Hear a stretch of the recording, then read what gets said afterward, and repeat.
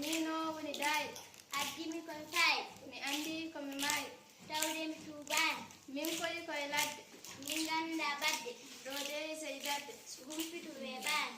Min gannda sunna. Parlaare e dunna. Defiri o mbiɗa sunna. Hoore mi cintaani. Mbiɗa taƴa ɗo enɗam. Mbiɗa tikkana banndam. Mbiɗa lora bi nenam. Min sami meeɗaani.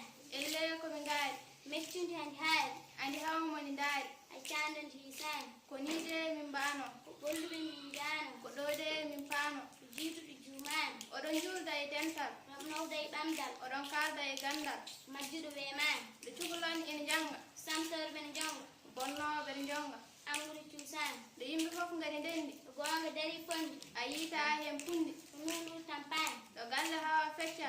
Jillodiral ɗacca. Ɗo ñaayde hurum pacca. Diinewu tulmaani. Ɗo worɓe ndari curi. Ko rewɓe cuuri muuri. Mo jiiɗa ina wuuri. Bemre mo faamaani. Majjil gunas ganden. Gonɗen wum janngen. E laabi ɓural nangen. Ceerno mo futtaani. Yenjeɗe ngo fergo. To Allah hoɗen peggo. Ina yaltine en hogo. Hiɗaaɓe mbaylaani. Yimeten Mamoudou Jalal Dima e sawtu Mamadou Bay wonde Fata Amadou Diallo Duɗal Gaynaako fayi ba.